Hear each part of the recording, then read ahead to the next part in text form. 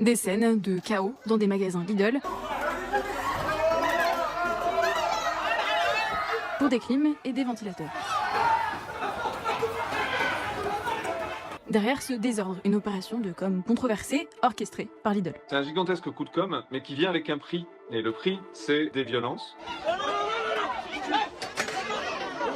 Et on est plus dans Hunger Games que dans Game of Thrones finalement. Alors que la France sort d'une canicule sans précédent, elle se prépare déjà à vivre une autre vague de chaleur ce week-end. C'est alors que Lidl annonce remettre 200 000 climatiseurs et ventilateurs en rayon ce jeudi.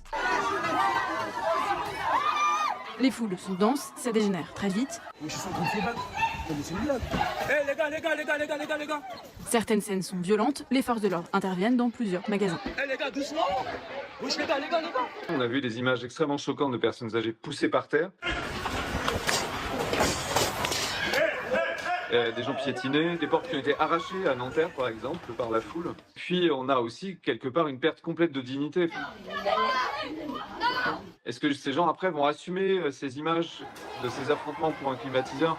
Même si, il ne faut pas se leurrer, il y a un vrai besoin et que le prix proposé est bas et qu'il n'y a pas beaucoup de climatiseurs à ce prix-là sur le marché, ça va quand même très dur après de voir ces images se multiplier et son image finalement aussi atteinte quelque part. Juste avant cet épisode, Lidl avait ironisé sur ses propres réseaux sur la cohue attendue. La marque avait par exemple tweeté ce même, issu de Game of Thrones, qui laisse sans trop doute présager une bataille. En utilisant une imagerie de Game of Thrones, en fait, ce qu'on dit, c'est qu'on va pas seulement provoquer du désir, parce que ça, on est habitué, Apple le fait aussi, il va y avoir une sortie d'un nouveau modèle d'iPhone, les gens attendent devant. Là, on est dans l'affrontement entre les consommateurs. Cette communication assez décalée, avec une référence pop culture, étonne. L'enseigne aurait donc anticipé la ruée sur ses produits, sans prévenir ni limiter ces scènes de violence attendues. Ce que ça dit de la marque, cet épisode, c'est qu'elle est capable de faire un coup de com' au détriment du bien-être des consommateurs. Et le pire est sans doute que ça marche, et que si elle refait ce coup de com' demain, les consommateurs iront à nouveau essayer de récupérer un climatiseur.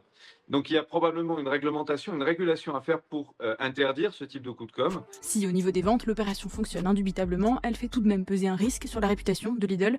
Le risque pour Lidl, c'est qu'il finisse par y avoir des vrais blessés, qu'il finisse par y avoir des gens peut-être qui vont faire des malaises et que ça se traduise par des hospitalisations, par exemple, qu'il y ait des plaintes contre Lidl de consommateurs. Et ça arrivera probablement.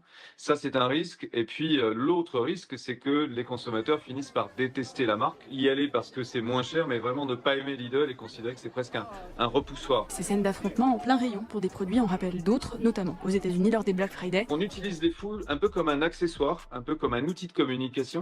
Et ça, dans l'histoire, on sait que quoi qu'il en soit, c'est pas très bon. Il n'y a plus de souci de l'individu et de son bien-être. On est dans l'utilisation de la foule pour faire de la com, avec des vraies mises en danger des personnes. On joue avec la limite. Le supermarché, au lieu d'être un lieu rassurant où on va consommer pour ses enfants, sa famille, ça devient un lieu d'affrontement où les gens vont se battre les uns contre les autres. Contacté, Lidl se défend d'un manque d'anticipation. Tous les jeudis, une vente exceptionnelle a lieu dans nos magasins et celle-ci avait été programmée il y a 1 an. Nous ne pouvions pas anticiper une si forte demande, même si nous déplorons les débordements.